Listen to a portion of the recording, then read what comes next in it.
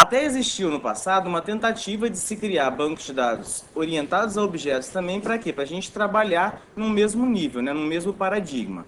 Só que os bancos de dados orientados a objetos, eles não vingaram muito. Então, os bancos de dados relacionais, Postgres, MySQL, etc., já estavam muito consolidados, eles têm uma estrutura conceitual muito forte e que acredito que por isso, e o que dizem as pesquisas que por isso, ele não conseguiu sair, na verdade, não, o banco de dados orientados a objetos não emplacou no lugar dos relacionais. Então, o que o JPA faz? Ele emula a situação em que seu banco de dados fosse orientados a objetos. Vai parecer para você que você está lidando com um banco de dados orientado a objetos, mas na verdade ele é relacional e o JPA que vai estar no meio da sua aplicação e o banco fazendo com que isso pareça ser real. Ok? Inicialmente, a ferramenta que surgiu para fazer essa emulação foi o Hibernate. Então, o Hibernate ele é assim, ele é o mais utilizado, é o mais famoso dos frameworks de ORM, que é o framework que de fato faz esse mapeamento. E aí, com base nele, a Sun, na época, criou o conceito de JPA. Então, o JPA ele é uma especificação similar ao JDBC. Então, a Sun foi lá e criou, na época em que ela era a dona do Java, criou a definição. Para você criar uma ferramenta que está dentro dos aspectos do JPA, você precisa ter isso, isso e aquilo.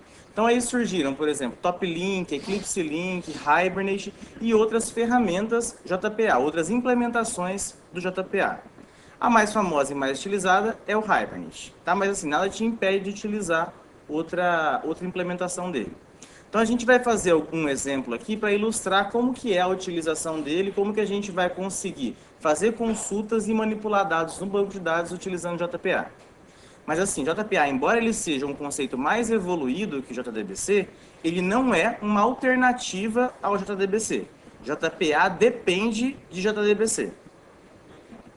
É um complemento. Na verdade, sim, JDBC é uma forma mais primária que você tem. Com base nessa forma mais primária, criaram algo um pouco mais evoluído. Só que assim, sem JDBC não existe JPA.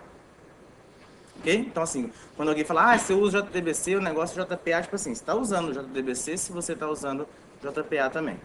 Então, eu vou criar um projeto normal no NetBeans.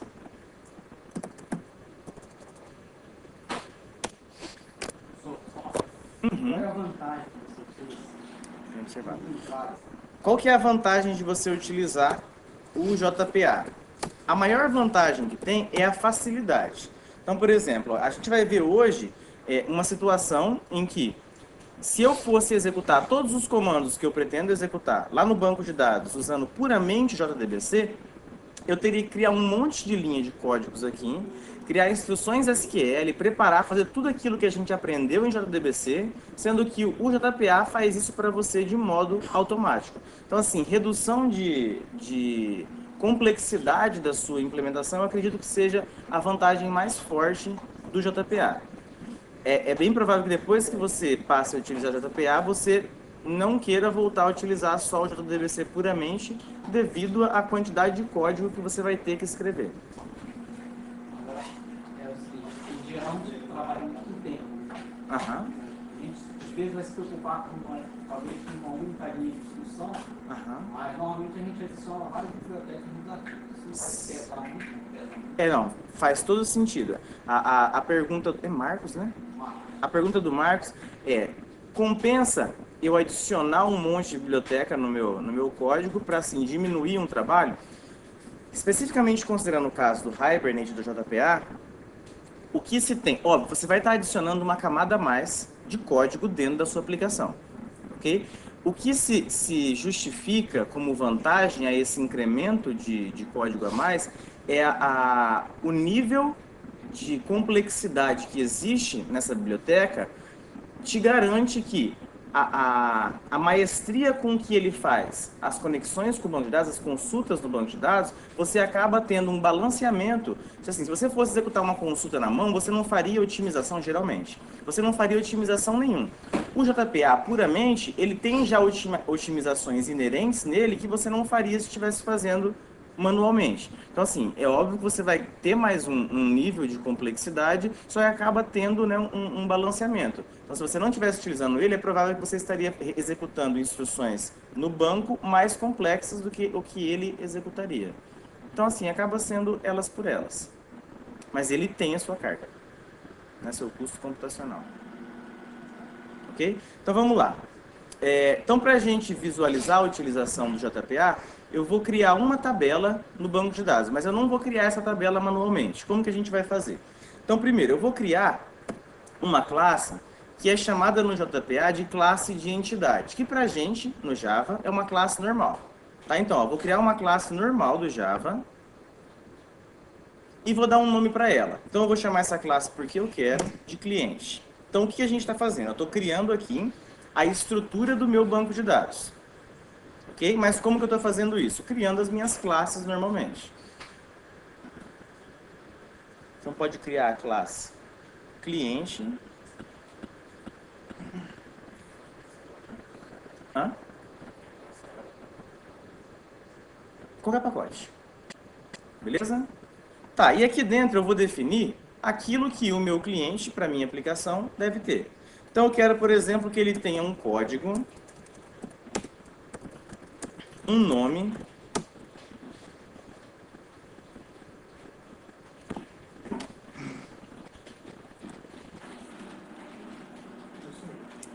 Tem muita diferença do índice, o JPA não aceita tipo primitivo? aceita tipo primitivo.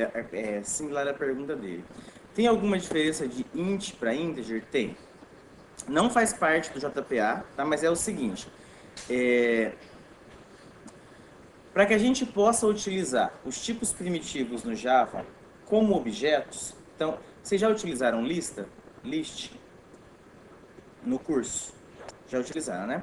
Tá, imagina que eu vou criar, dá um pause aqui no JPA. Imagina que eu vou criar, vocês usavam o que? A arraylist? Arraylist, tá. Então, imagina que eu criei um arraylist aqui, vou criar um arraylist chamado números. Beleza? Esse arraylist, eu posso adicionar nele qualquer informação, embora eu tenha chamado ele de números, ó, qualquer informação que seja um object pode ser inserido dentro dessa lista. Antigamente, os tipos primitivos, como inteiro, double, etc., não eram vistos como objetos. De fato, eles ainda não são. Então, se eu quisesse criar, por exemplo, uma lista de números em que eu colocaria vários números dentro dessa lista, eu não poderia. Por quê? Porque int, no meu caso, não é um objeto. Logo, ele não vai poder entrar dentro dessa lista. Então, aí o que o Java fez? Criou o conceito de wrapper. Wrapper. Que é o quê? Para cada um dos tipos primitivos, a gente tem 8 tipos primitivos. Para cada um dos 8 tipos primitivos, ele criou uma classe wrapper correspondente. Para que serve essa classe wrapper? A classe wrapper, ela ficou embutida implicitamente dentro dos seus códigos e ela faz com que sempre que você inserir algum primitivo em algum lugar em que se esperaria ter um objeto, ele vai fazer algo similar a isso daqui. Ó. Ele vai criar um objeto da classe integer passando o número 2. Então ele vai, daquele primitivo, ele vai produzir um objeto de valor correspondente. Então assim, é a mesma coisa? Não, não é a mesma coisa. Então, ele entende, se eu colocar, por exemplo, se eu criar um integer x igual a 5, ele vai aceitar. Se eu quiser fazer soma com isso daqui, integer z igual a x mais 3, ele vai aceitar. Só que o custo computacional de você trabalhar com integer, fazendo operações aritméticas, é maior do que se você for trabalhar com tipos primitivos. Por quê? Porque na hora em que você for utilizar ele na operação, ele vai ter que desencapsular esse número que está ali dentro, representado por x, para depois fazer a operação. Ok? Aqui a gente comumente utiliza wrapper, por quê? Imagina que eu tenha colocado aqui int, ok? Se eu criar nessa minha outra classe um objeto de cliente, se eu pedir para mostrar o código desse cliente, quanto que vai aparecer? Imagina que existe um getCódigo. Quanto que iria aparecer nesse getCódigo dessa forma aqui? 0. Né? 0 por quê? Porque todas as variáveis de instância dos objetos, isso no Java de forma geral, quando você cria um objeto, eles recebem o seu valor padrão inicial. Esse valor vai variar de acordo com o tipo da minha variável. Então, se a minha variável é primitiva numérica, por padrão ele recebe 0. Se é booleano, recebe falso, e assim vai. E se ele é uma variável de referência, ele vai receber nulo. Ok, mas o que tem isso a ver com o JPA? A hora em que eu crio um objeto, da forma que eu fiz aqui, eu não defini código nenhum para ele. Mas eu poderia definir que o código do meu cliente vai ser 0. Né? Eu quero, dentro da minha aplicação, que exista um cliente com código 0. Na hora em que eu for salvar isso, como que eu vou identificar se o código que existe dentro do meu cliente, ele é de fato 0, ou ele não tem código, não tem nada dentro. Tipo assim, ele criou o objeto, ele nem definiu, mas por padrão o Java já vai colocar o valor 0 ali dentro. Então, assim, eu não consigo diferenciar essas duas situações. O código é 0 ou o código não existe. Você definir ele como integer, você consegue ter isso. Por quê? A hora em que você coloca aqui como integer, ele deixa de ser um primitivo, passa a ser uma variável de referência, logo o valor inicial dele passa a ser nulo. Então, se for nulo, né, vazio. Se for 0, de fato, é o código 0. Beleza? Tá, então seguindo. Mas se o integer faria um clone do int? Ele é o wrapper correspondente ao int. Quais os outros wrappers? Para double, eu tenho double. Para boolean, eu tenho boolean. Para char, character. Isso. Para float, mesma coisa, float. Para cada um dos 8 tipos primitivos, a gente tem um wrapper correspondente. E o Java torna isso intercambiável, né? Se você colocar um objeto, por exemplo, de boolean, dentro de uma variável primitiva, boolean, ele vai aceitar normalmente. Ele entende como se fossem coisas idênticas. Né? Elas são compatíveis dentro do Java. Então, a única coisa é livrar a referência. Na verdade observar um valor primitivo como sendo um objeto. Né? Tem situações como aquela da lista em que eu vou precisar pegar um valor primitivo e encarar ele como sendo um objeto. Então, nesse caso, é pertinente, né? É interessante você utilizar ele como sendo um wrapper, um integer. Então, o wrapper vai ser sempre nulo. Não. Não é que o wrapper vai ser sempre nulo. Ó. Sempre que eu crio um objeto, isso é independentemente de wrapper, sempre que eu crio um objeto, todas as variáveis de instância desse objeto recebem seu valor padrão inicial. Se ele é primitivo, são aqueles valores que a gente já viu. Se ele não é primitivo, independentemente de qual é o tipo dele, é nulo. Então, string vai receber valor inicial nulo, integer vai receber nulo, uma classe qualquer que você criar vai receber nulo, qualquer uma. Ok? Como a gente aqui está encarando esse código como sendo um objeto, inicialmente ele vai receber também um nulo. Beleza? Tá. Além disso, ele vai ter renda.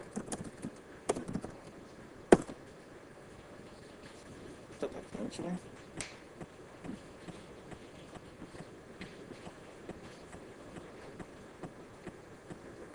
Beleza? Vocês aprenderam enumeração? Tá, mas é rapidinho.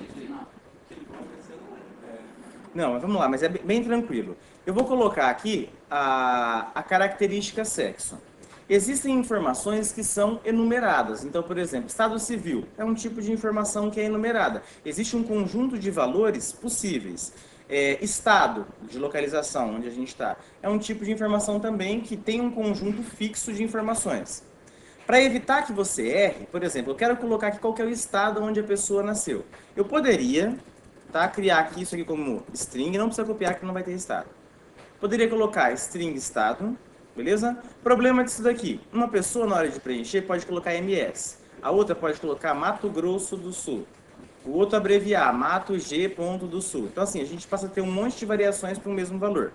Outra possibilidade, eu crio um inteiro aqui, né? E aí, sei lá, associo. 0 é MS, 1 é MT, e assim vai. Só que qual que é o problema? A pessoa vai ter que ficar decorando qual que é o número correspondente. Uma outra possibilidade que embute esses dois casos, que é ter nome para cada um desses itens e um código correspondente, é a enumeração. Então, o que é a enumeração? Você pode criar a enumeração lá em categorias, vai ter enum Java. Então, o que é uma enumeração? Você pode entender a enumeração grosseiramente como sendo uma classe Java, cujos objetos, a quantidade de objetos que você vai definir para essa classe, são fixos e não aumenta mais. Então, por exemplo, eu criei aqui uma enumeração, que vou mudar o nome dela, vou chamar de sexo. e eu vou dizer quais são os objetos que essa classe vai ter. Okay? Então, por exemplo, eu quero que essa classe só tenha 2 objetos. Eu quero que ela tenha um objeto chamado masculino e um objeto chamado feminino.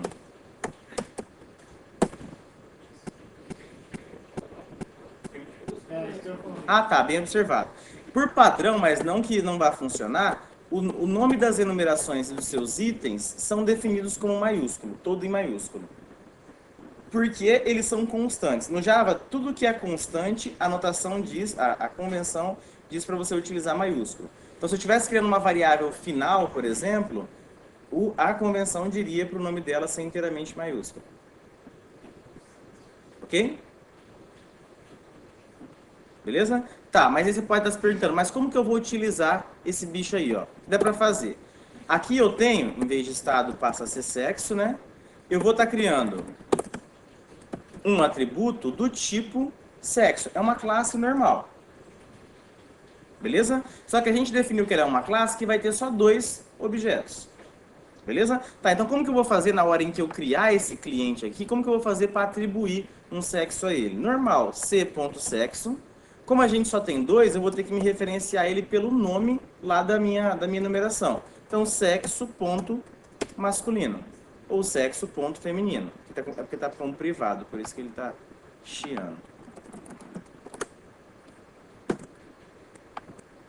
Beleza? Certo? Então a enumeração é só isso. É uma forma que a gente tem de conseguir determinar valores finitos para uma determinada informação. Ok? É um array mais encorpado, Dá para ver. Como assim? O que você fala isso aqui? Não, daria para você implementar isso manualmente e criar uma enumeração própria. Só que assim, você estaria dedicando esforço para um negócio que já está implementado no Java. Mas poderia. Nas versões mais antigas das classes, e até umas mais novas, você tem aqui a utilização ainda daquela sugestão que eu coloquei, de colocar int aqui, e aí ele cria um monte de variáveis estáticas finais para abreviar qual que é o código de cada uma das coisas. Um exemplo disso, lá na JFrame que a gente utilizou, é aquele exitOnClose. Aquele exitOnClose é uma variável estática final inteira que tem um valor que corresponde àquela operação. Então isso vai ficar totalmente dependente da sua decisão enquanto programador. Ok? Não é nenhuma restrição que você tenha de seguir. Nome da classe da enumeração. Convenção. Só convenção.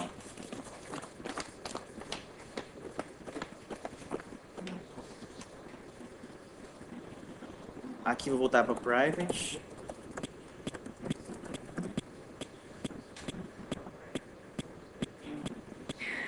Beleza? Dúvida até aqui? Não? Tá, então como eu criei os meus atributos todos privados, eu vou criar os gets e os sets correspondentes. Não pode, né? Parou. Ok, então eu vou criar os gets e os sets correspondentes para a gente poder ter acesso a essas informações.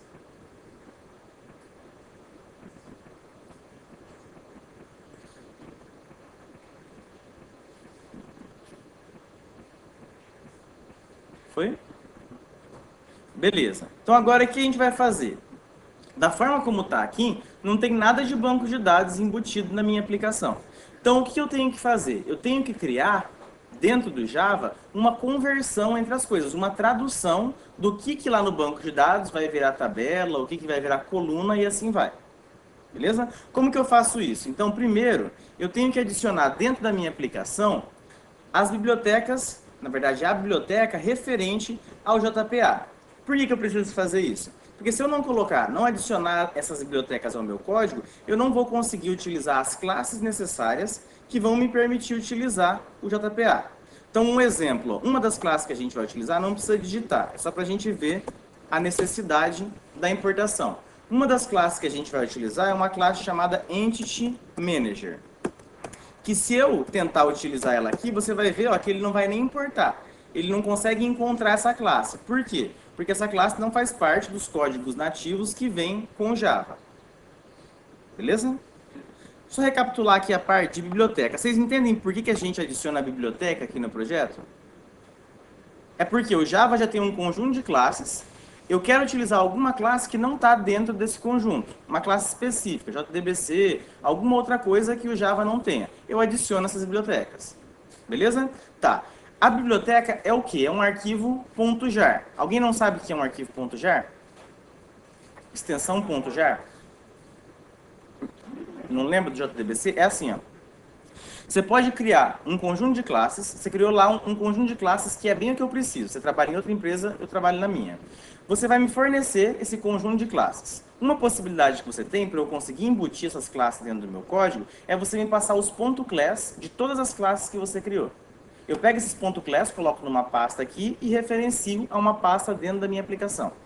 Uma outra possibilidade mais simples é você pegar todos esses seus arquivos .class, compactar eles e colocar dentro de um único arquivo, com extensão .jar. É isso que é o arquivo .jar. É um arquivo compactado que é reconhecido pelo Java e que dentro dele tem um monte de classes para você utilizar. Ok?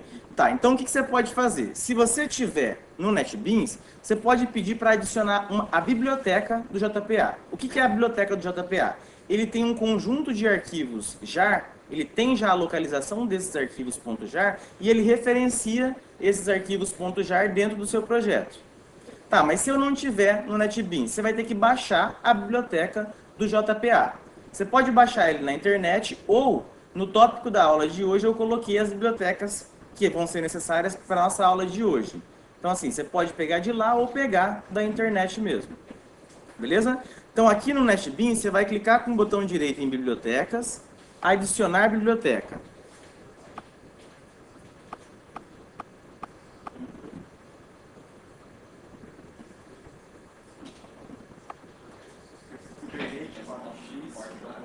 Hã? Pode ser, você pode colocar o Hibernate, pode colocar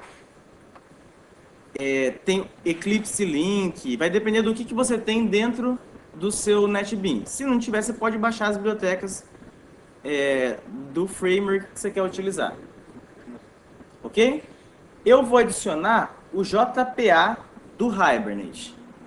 Tá? Então essa é a biblioteca que eu vou utilizar para a gente conseguir utilizar JPA do Hibernate. Ou talvez onde vocês esteja Hibernate entre parênteses JPA.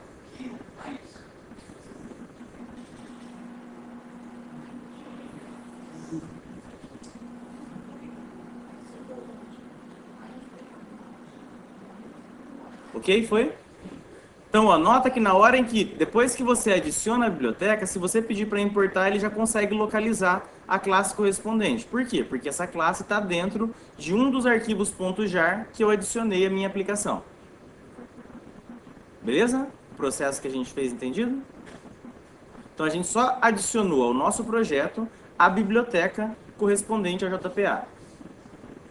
Tá aí tranquilo? Essa linha aqui eu vou pagar, que era só para ilustrar o uso de biblioteca.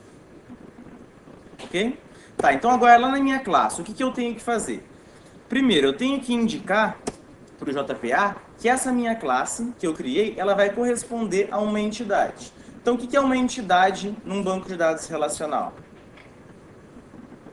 É uma tabela, beleza? Então, é bem isso daqui. Você vai estar dizendo para o Java, ó, essa minha classe, ela corresponde a uma tabela lá do outro lado. Então, para fazer isso, você vai anotar a sua classe com a anotação @entity. Então, nota que essa anotação ela é da JavaX Persistence, que está dentro lá daqueles seus arquivos .jar. Então, se você não adicionar o .jar, na hora que você colocar o @entity, ele não vai conseguir localizar.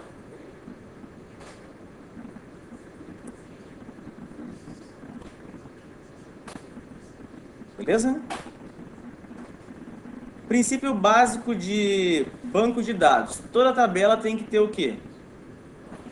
Chave primária. Beleza? É isso que ele está reclamando aqui para você. Você disse que essa sua classe vai corresponder a uma tabela, só que ele não conseguiu identificar o que vai ser a chave primária da sua tabela.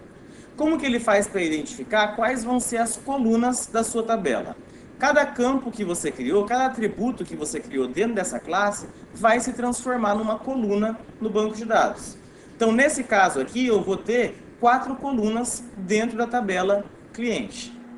Ok? E agora eu preciso especificar para ele, identificar, falar, ó, dessas 4 aqui, essa daqui que vai ser a chave primária. Ok? Como que eu faço isso? Eu anoto, sempre a anotação ela vai corresponder ao que vem depois dela. Beleza? Então eu vou vir aqui antes do campo código, que é a minha chave primária, e vou anotar ele com a anotação @id. Beleza? @id. O I maiúsculo, @id.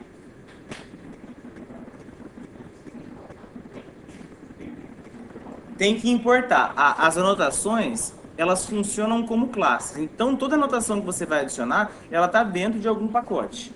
Então, você importa ela normalmente.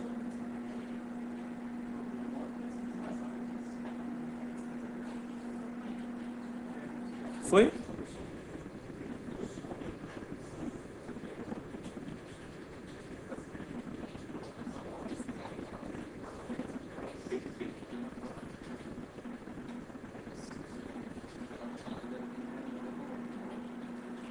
Ok?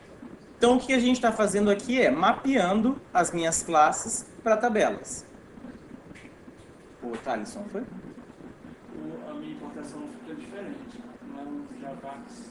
É o quê? Quer dizer, é um Javax, mas ele vai poder possuir teste de HTML. Não, você importou classe errada. Você importou classe errada.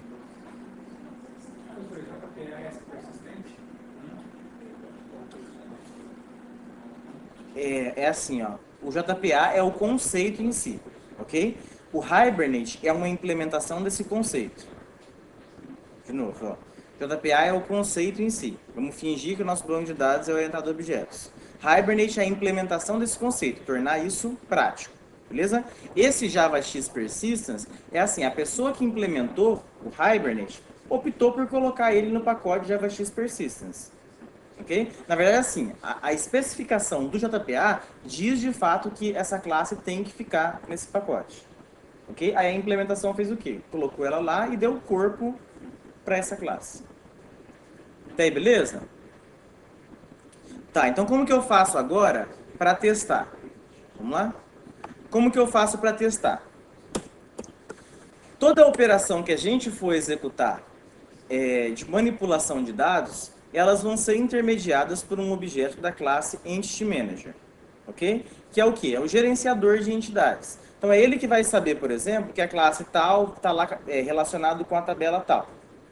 Beleza? Como que eu faço para criar esse objeto? Eu vou ter que criar primeiro, volta aqui. Eu vou ter que criar primeiro um arquivo específico do JPA. Você pode ir lá na categoria Persistence ou Hibernate. Persistência, perdão. Persistência, unidade de persistência.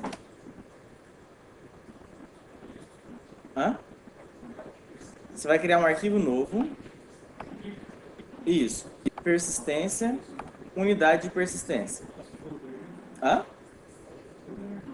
Não, a gente cria um arquivo novo normal no NetBeans. Arquivo, novo arquivo. No Eclipse. No Eclipse zoou com a minha vida agora. Eu não sei se o Eclipse tem...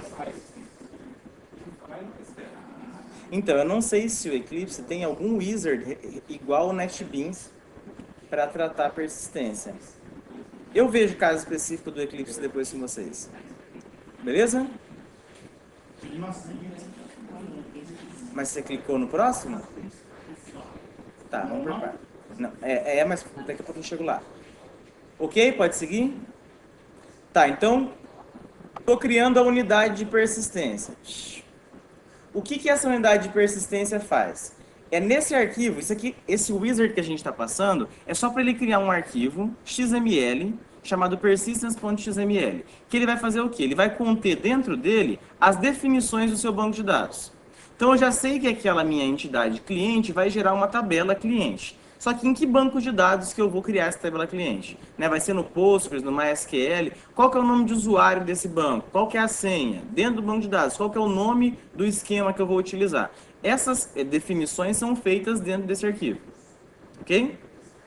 Tá, então você precisa dar um nome para a sua unidade de persistência. Ele já te sugere um nome aqui que você pode já utilizar.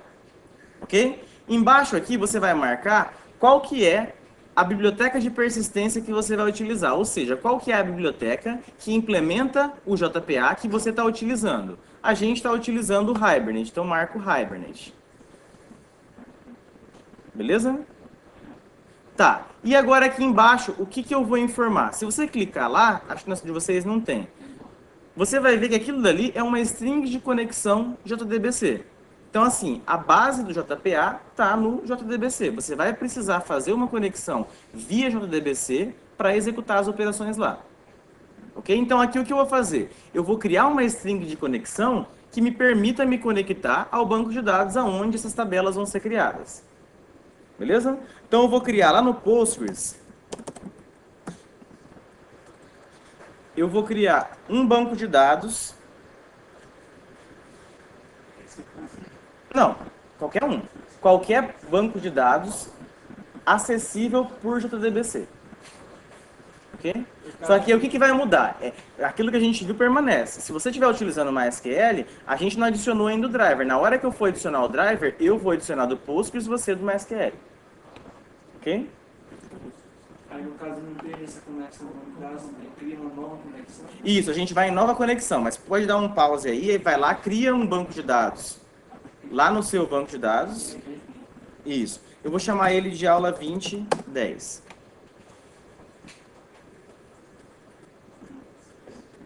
Só cria o banco de dados.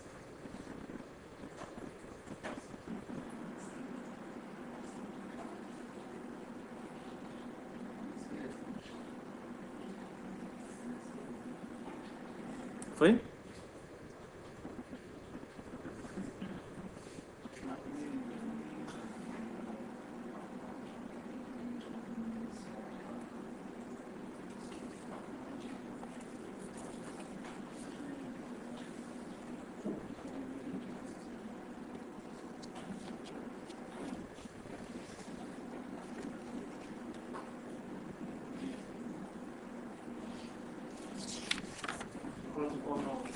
O nome que você quiser.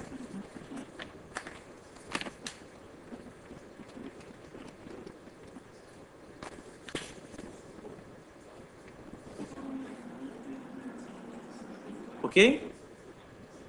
Tá, então agora aqui o que eu vou fazer? Eu vou criar a minha string de conexão JDBC. Então aqui, ó, eu vou escolher qual que é o driver que eu estou utilizando. Então no meu caso, Postgres. Se você estiver usando MySQL, você vai escolher MySQL. Ok? Vai em próximo. E aí eu vou preencher os dados para fazer a minha conexão. Então o host é onde está o meu banco de dados, né? Localhost. Isso aqui, o que ele está fazendo? Ele está montando aquela string de conexão que a gente fazia na mão. JDBC, PostgreSQL. Então, o que ele já fez naquele primeiro momento? Preencheu o PostgreSQL. Aí a gente colocava // qual que é o endereço da máquina, localhost. Depois a gente colocava 5432. Depois a gente colocava barra, nome do banco, aula. Pode ver que lá embaixo ele está montando, ó, aula 2010. Beleza? Preenche o nome do usuário e senha.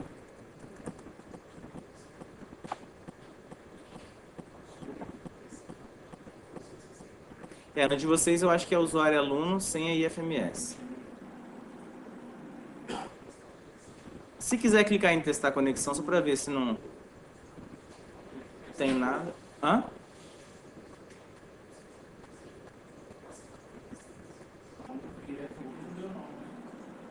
Tenta Postgres. Ah, é? Tenta... Aí foi? Tenta o usuário Postgres sem a IFMS.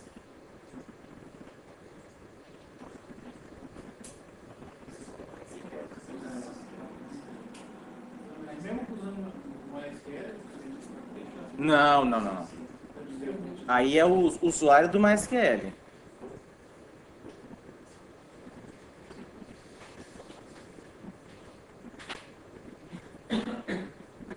Do MySQL eu acho que é root sem senha. É.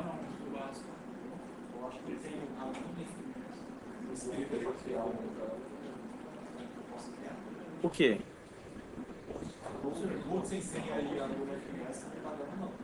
Vocês estão no MySQL ou... A porta é 5432. 5432. É pior que... Alguém sabe qual que é a senha do MySQL?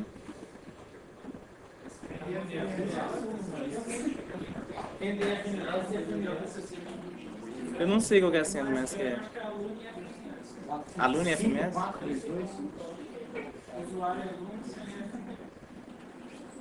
Tenta o usuário aluno sem FMS. Não, eu tive que criar um novo usuário. E aí, funcionou? Funcionou, tem um usuário sim. Podia compartilhar com ela. Eu tenho a string que cria aqui, salve. Eu tô vendendo, né? Fala, tô vendendo essa string aqui. Tá, mas ó, se não estiver conectando agora, vamos lá. Se não estiver conectando agora, não tem problema. A gente consegue voltar e reconfigurar depois. O Juvenal passou sempre por 0, né? Lembra que ele chegava no problema? Nossa, Isso é engraçado. Então vamos lá. Tá, próximo, aí escolhe, no caso do Postgres, o esquema público, finalizar. Então esse passo foi só para ele criar a string de conexão. Beleza?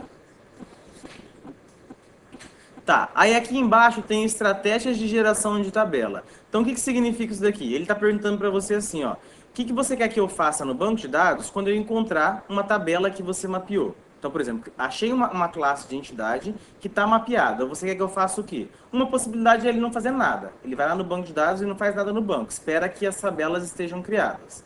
A outra possibilidade é ele criar se não existir. Se já existir, ele não faz nada. E a última é, toda vez que o seu gerenciador de entidades for criado, ele vai apagar todo o seu banco de dados e criar de volta.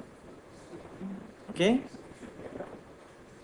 Só não é legal quando você esquece e manda para produção, né? Aí pode ir em finalizar. deixa eu criar mesmo, né?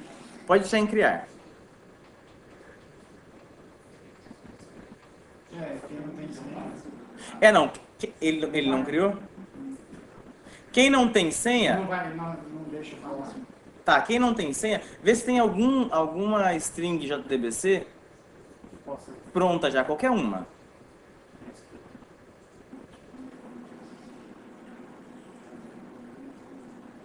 Lá naquela parte lá do JDBC, só clica na combo e vê se tem alguma string já pronta.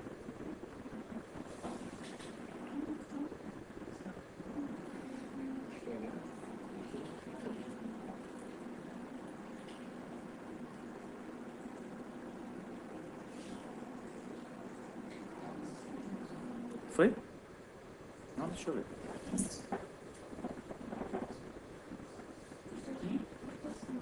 Aqui. Beleza. Fica nesse ponto lá. Qual que é o esquema do passou com muito sem nada. Só eu voltei e digitei. Não, tá ótimo. Próximo. Finalizar. Não, beleza, finalizar. Isso aí. Entra no sem tudo certo. Beleza?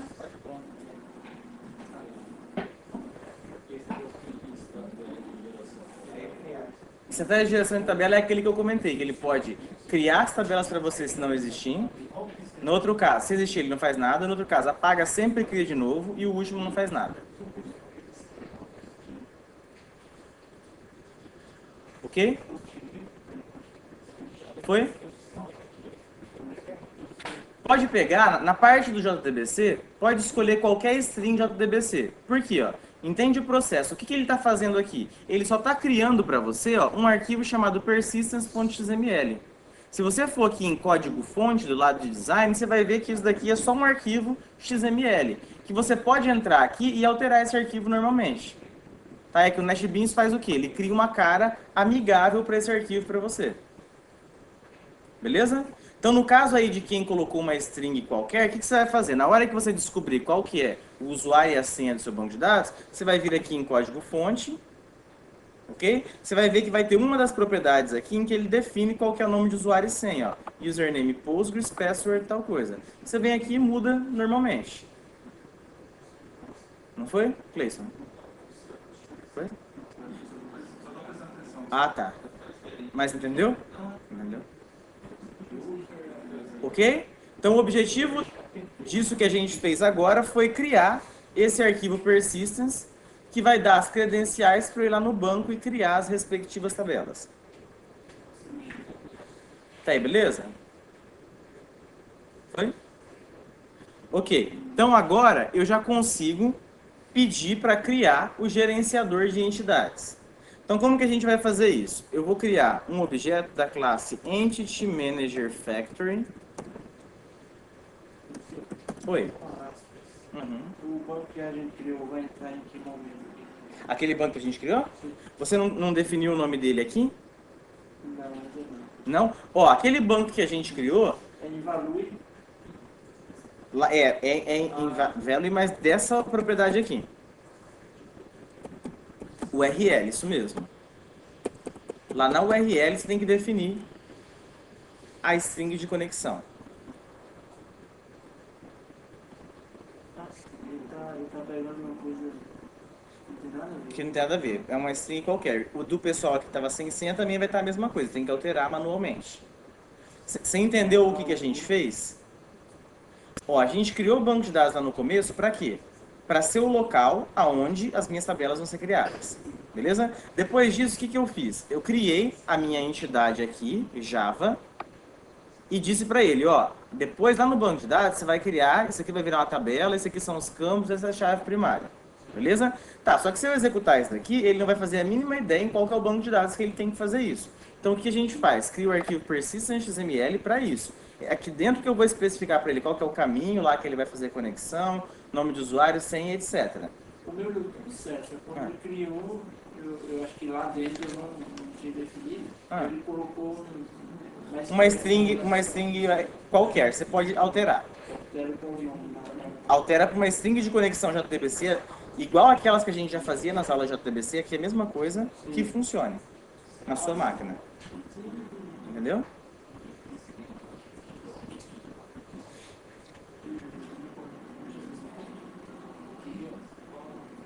Aí coloca barra, não, vírgula, né? A string, o padrão é JDBC, 2 pontos. Qual que é o seu banco que você está usando? É MySQL? Então aqui você vai colocar MySQL. Beleza? 2 pontos, barra, barra, localhost, 2 pontos, 3306, barra, nome do banco que você escolheu. Beleza. Aí lá no seu vai ter aqui, ó, username. Você vai colocar o nome de usuário. Isso. E aqui embaixo, password, a senha. Funcionou? Beleza? O seu aparece driver class também aqui? Aparece. O seu devia ter... Tá certo. Com ponto .mysql, ponto driver, certo. Também? Só driver. No final, só driver. Ah, tá. Pode ser variação do seu. Ok? Beleza? Tá, então agora o que a gente vai fazer? Eu vou criar o gerenciador de entidades, que é o cara que vai me permitir inserir dados, buscar informações do banco, etc. Beleza? Como que eu faço isso? Eu vou criar uma variável de referência de Entity Manager Factory. Eu vou pular a linha só para caber aqui na tela.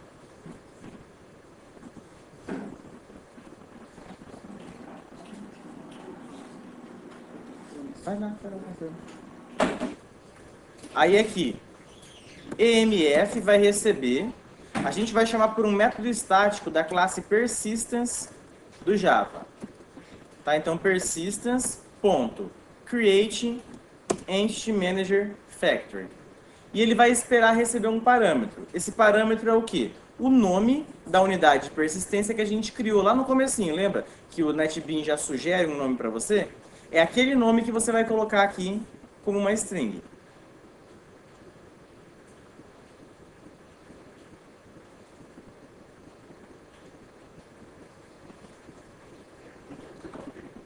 De volta. Não, só esse último. Esse- Aqui o método ele espera receber uma string. O que é essa string? É o nome lá da nossa unidade de persistência que a gente criou. Então lá no começo ele sugeriu um nome pra gente, que eu poderia mudar. É aquele nome que eu tenho que colocar aqui. Então no meu caso aqui, você vai lá em persistence, isso, tanto no design quanto no código fonte, você vai ver aqui, ó, o nome dele. No meu caso ficou aula 2010 PU. O nome. Mas é só pegar aquele nome e colar aqui. Hã? O nome está lá no persistence XML.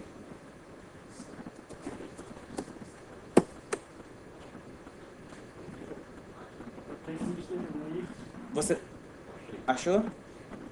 No código fonte está aqui, ó. Código fonte. Você vai encontrar o nome dele aqui, ó. Persistence Unit Name. É esse o nome dele. Beleza?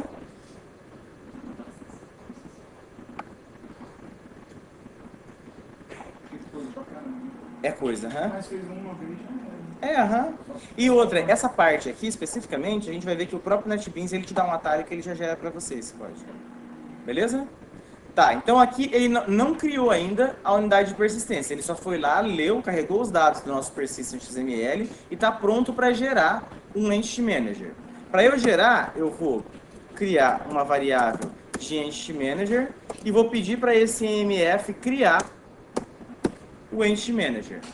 Então é nesse momento aqui em que é feita a conexão e, se preciso, criado o seu banco de dados.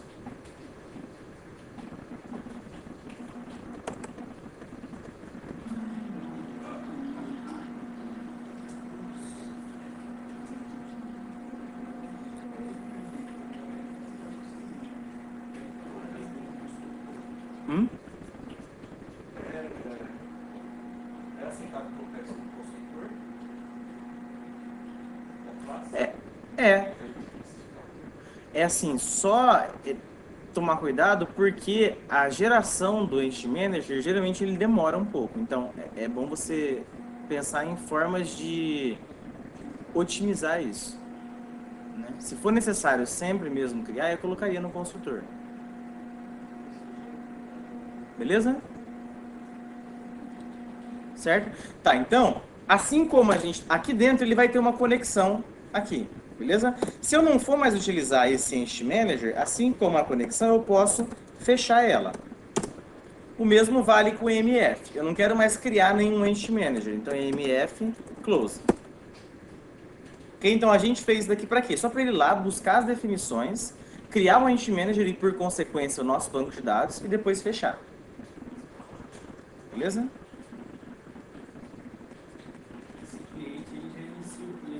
Isso, é aqui que de fato ele vai, aqui que ele de fato efetua uma conexão com o banco e, se solicitado, gera as respectivas tabelas. Ok?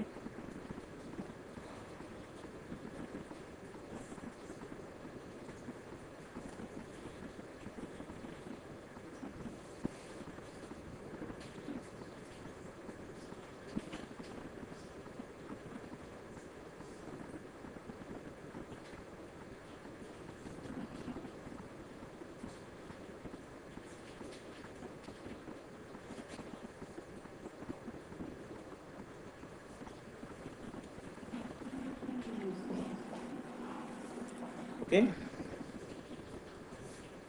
Especificamente no NetBeans, sempre que a gente pede para executar uma aplicação, ele vai construir o nosso projeto compilando essas classes e ele passa todas as classes para uma pasta chamada classes. O arquivo persistent.xml, dependendo da versão que você está utilizando no NetBeans, ele não é transferido automaticamente para essa pasta. Então é recomendado sempre, antes de você executar, você clicar no construir, limpar e construir projetos. Ok? Específico do NetBeans. Do lado do Play.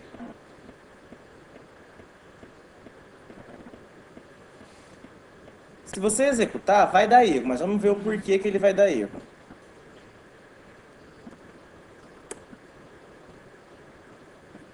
Vai dar erro se você fizer como eu fiz. Beleza? Então, ó, ele começa a tentar criar o Entity Manager, só que aí que ele vai falar, ó, JDBC Driver Class Not Found. Por quê? Porque eu criei a minha string de conexão JDBC, beleza? No meu projeto, eu adicionei qual biblioteca? O Hibernate, tá? Então eu só adicionei o JPA. Eu não adicionei o JDBC. Então, além de eu adicionar o JPA, eu tenho que adicionar também ao meu projeto o JDBC. Beleza? Que é ele que de fato vai me permitir a conexão. Então, lá no meu projeto, eu vou na biblioteca, adicionar biblioteca, driver, JDBC, no meu caso, do Postgres. Entendeu? Certo que eu já tinha adicionado. Já tinha adicionado, aham.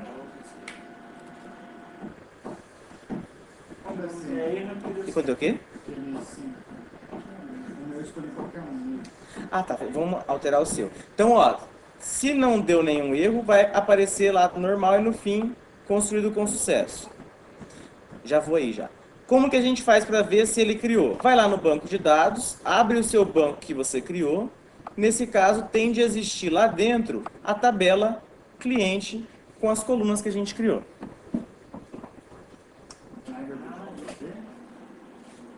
Não, esse banco aí, ele vai, vamos no seu post, vamos ver se a gente consegue descobrir assim. Você criou já o banco? Teste. Então volta lá no seu NetBeans, vai lá no persistent.xml.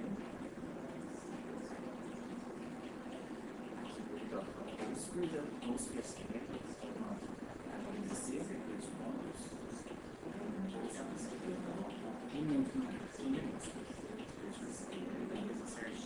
aí o usuário, vamos testar Postgres.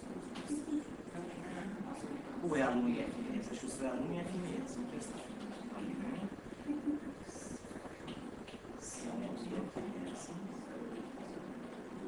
Aí aqui é org.postgresql.driver. Não, driver com D maiúsculo termina no driver.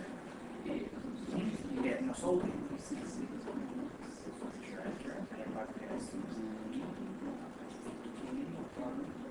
Beleza. Salva. Aí agora lá em biblioteca, projetos. Botão direito, adicionar biblioteca.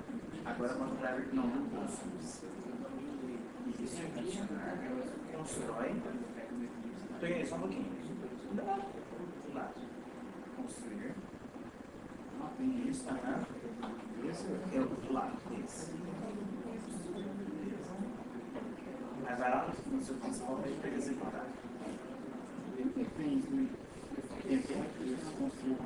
Construir é porque o NetBeans ele joga todas as suas classes compiladas para dentro de uma classe chamada class. E é lá que ele vai procurar na hora de executar.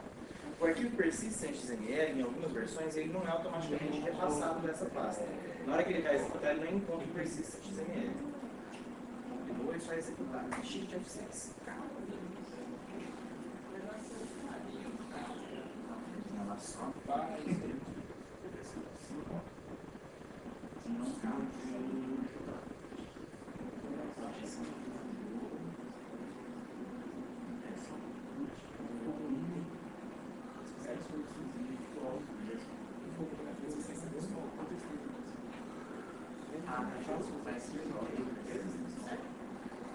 Aqui faltam 2 pontos. 2 pontos. constrói com resistência. Total.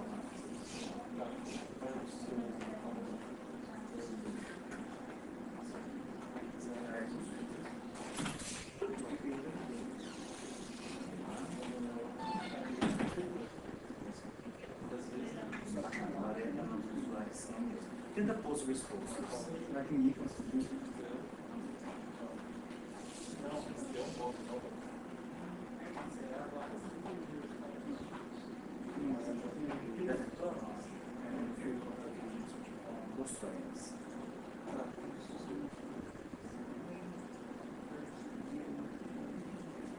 Alguém conectou no pulso? Por favor. Ninguém conectou no pulso. Só o senhor que é pulso. Ele está tentando aqui, não precisa usar de senha. Essa questão. Vem aqui no. Vem aqui no.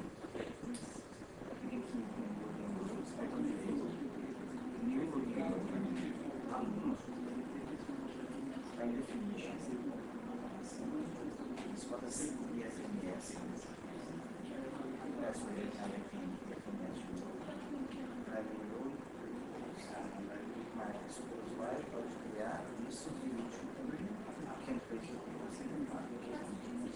Aí muda lá para aluno e FMS.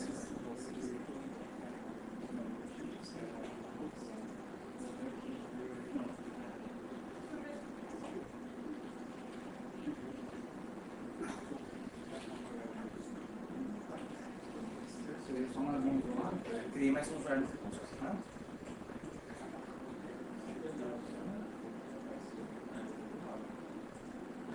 Beleza, vai na curso agora, fez que criou.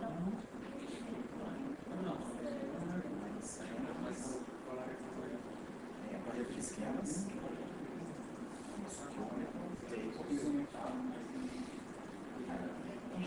Dá tudo que ele normalmente. Ah, não, já é não, já é logo.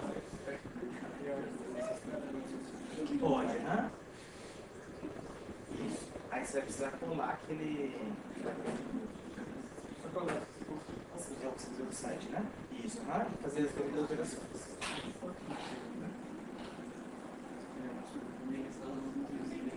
Não, isso é lógico.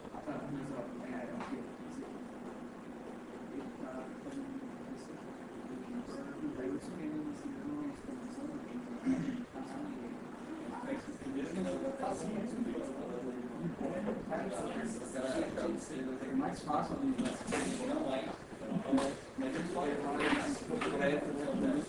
Intuitivo, né?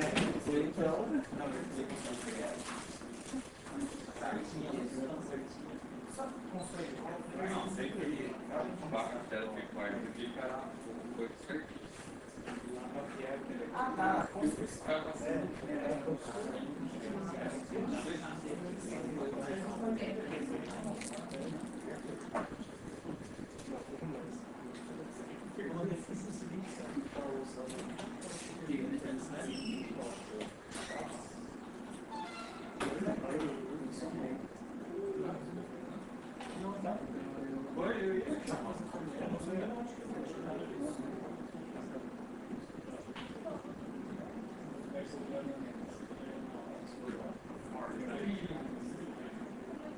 Mas ele está criando lá. Não, mas não tem que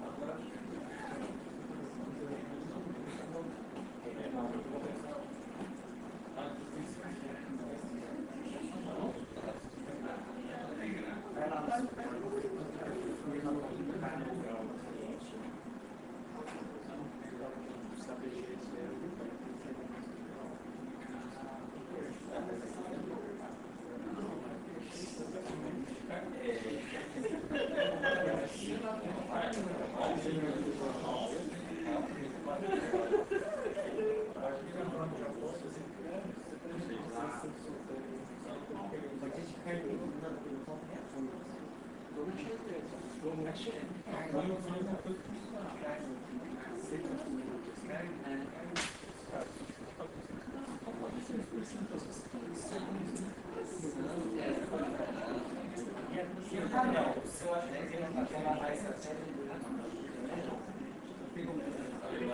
Cada semana é uma coisa. Aí eu que vou ter essa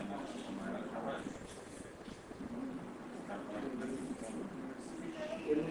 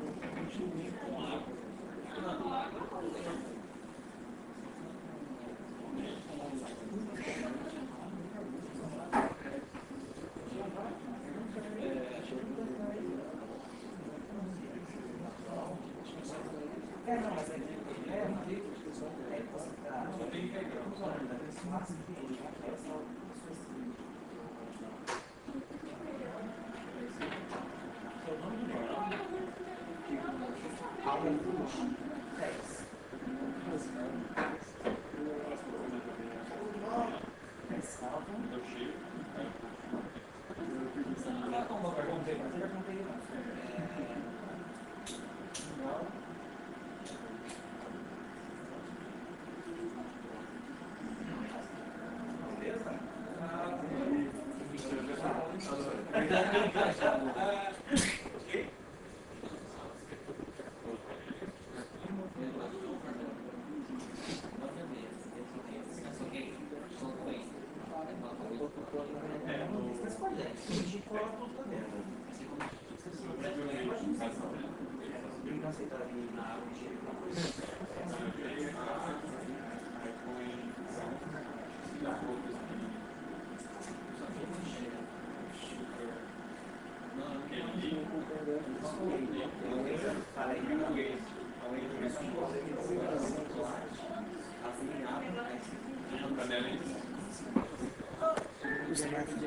Beleza? Só mais um detalhe só. Conseguiram? Funcionou? É de boa, é bem intuitivo. É intuitivo. Você não achou, não? Achei que ele tava falando certo, sendo irônico. Foi, beleza? É só um monte de passos, né? Mas depois que você faz algumas vezes, não fica tão difícil. Ok? Tá, então só uma inserção para a gente ver como que funciona a manipulação de dados. Tá, então eu quero, já criei a minha tabela, ele criou lá no banco de dados, agora eu quero inserir um determinado registro lá na minha tabela. Então o que eu vou fazer? Eu não vou mais considerar banco de dados, eu vou considerar objetos. Então um objeto novo para mim, um registro lá no banco de dados, vai passar a ser um objeto aqui no Java. Então para eu inserir, o que eu vou fazer? Eu vou criar um objeto normal dessa classe que eu criei.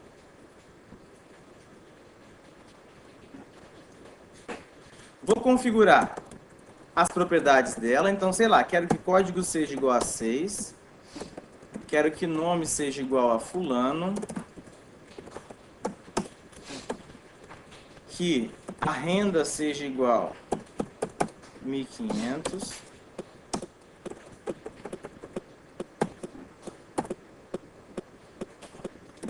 e que o sexo... Ah, isso eu queria mostrar para vocês também. Seja igual a feminino.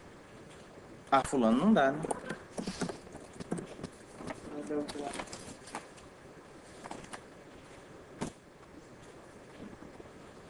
Beleza? Só que, ó, essa classe lá não vai ter nada de mágica pro JPA. Se eu criar esse objeto aqui e não fizer nada com ele, ele vai desconsiderar esse objeto. Beleza? Como que eu faço agora para falar para ele, ó, insere isso daqui no banco de dados? Primeiro, eu vou abrir a transação. Vocês lembram de transação de banco de dados? Não? Transação, lembra? Transação é assim, por exemplo, eu quero executar um conjunto de operações, só que eu quero que isso só seja persistido no banco de dados se todas as operações forem executadas com sucesso. Exemplo clássico, você vai fazer uma transferência de uma conta para outra. Fez o débito na uma, na hora de fazer a inserção na outra deu errado. Dá um rollback e volta tudo. Vocês já viram isso? Não? Tá, mas Então vamos... A gente teve assim, um final de mas o conceito é bem tranquilo. É assim, o próprio banco de dados ele tem o conceito de transação embutido dentro dele. Você pode abrir uma transação. Abriu a transação, você vai mandando um monte de instruções SQL.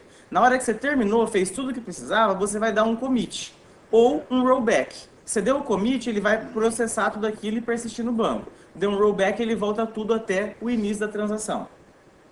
Ok? Então aqui, como que eu vou abrir a transação? em.getTransaction.begin. Beleza? Abri a transação, agora eu vou pedir para ele persistir o meu objeto C.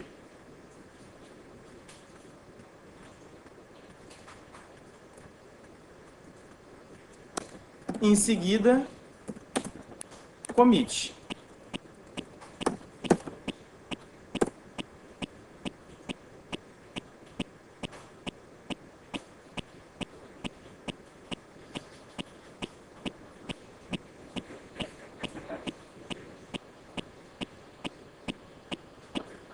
Pode executar.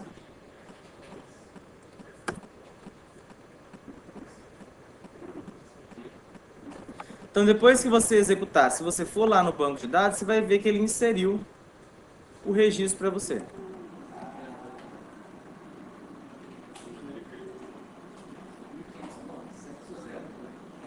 Ah, sim, isso é bem observado, ó. Tá, vamos lá. Então, ó, o que é esse sexo zero aqui? Quando você mapeia uma enumeração, existem duas possibilidades, a gente vai ver na aula que vem. Você pode utilizar o nome do seu item da enumeração, masculino e feminino, ou o número. O que ele vai considerar? Ele cria, o próprio Java, ele cria uma numeração para os seus itens começando em 0. Então, masculino 0, feminino, nesse caso, 1. Ok? Na hora que você disser aqui que ele é do sexo masculino, ele vai projetar lá no banco de dados uma linha com o número 1 no sexo. Perdão, masculino 0. Ok?